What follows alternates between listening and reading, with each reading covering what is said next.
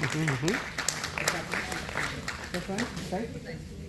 Shri Rohit Kapoor sir, senior advocate, former judicial member of National Company Law Tribunal, Kolkata.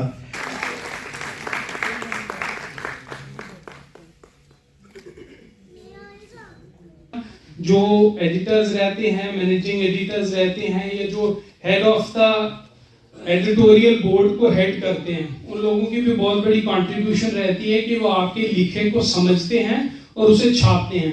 ये सिर्फ मेरा काम नहीं है, काफी टीम्स होती हैं, काफी गाइडेंस मिलती है, कई बार दो बार चीजों को करेक्ट करना पड़ता है, मेक श्योर करना पड़ता है कि that we stay within the ethics of journalism.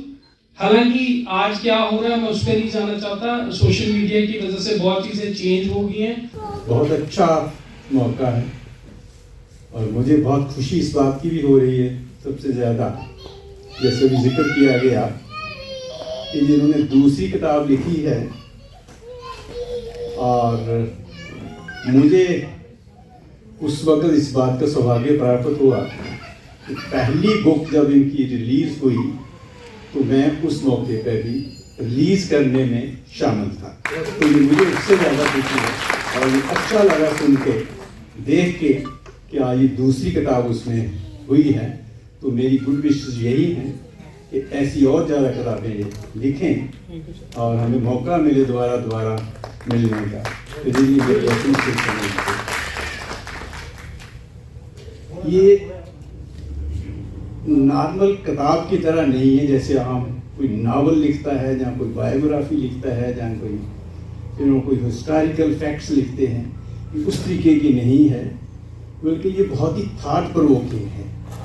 आप इसको जैसे जैसे इन कॉलम्स को पढ़ेंगे, ये वो कॉलम है जो इन्होंने जब भी मौका मिला, जिस भी पेपर में मौका मिला, इन्होंने उसमें एक कॉलम लिखा, उसने एडिटोरियल के तौर पर लिखा और वो छपा।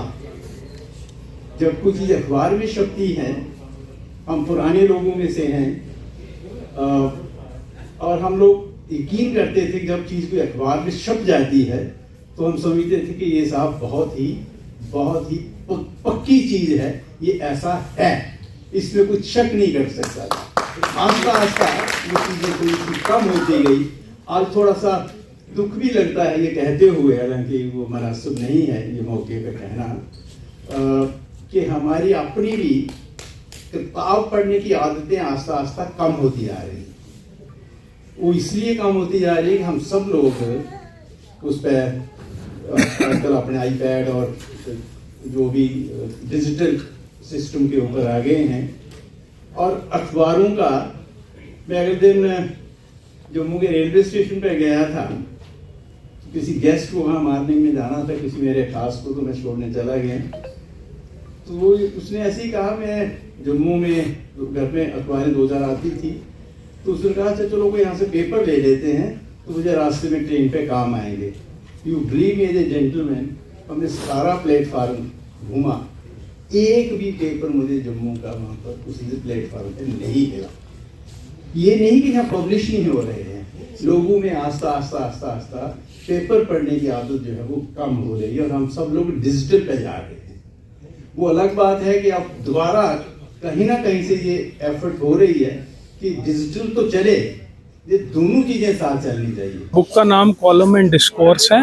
नाम ही इस काम को दर्शा रहा है। मेरे पिछले 4 सालों में जो कॉलम्स अलग अलग न्यूज़पेपर्स में पब्लिश हुए, उनको कंपाइल करके ये बुक बनाई गई है। 2022 से लेके 2025 तक जो कॉलम्स पब्लिश हुए, उनको डिफरेंट चैप्टर्स के अंडर फिट करके हमने इस बुक को 2 सीनियर जर्नलिस्ट से रिव्यू करवाया और इसे एक बुक की शेप दी है। इसमें जम्मू और कश्मीर को लेके जितने भी इम्पोर्टेंट इश्यूज़ रहे, चाहे वो सोशल थे, कम्युनिटी बेस्ड थे, स्पोर्ट्स ओरिएंटेड थे, हेल्थ रिलेटेड, जो कुछ भी हुआ उसमें से जो बेहतरीन टॉपिक्स थे जिन्हें इग्नोर नहीं किया जा सकता था, उन सबको मैंने लेके इसे बुक की शेप दी है।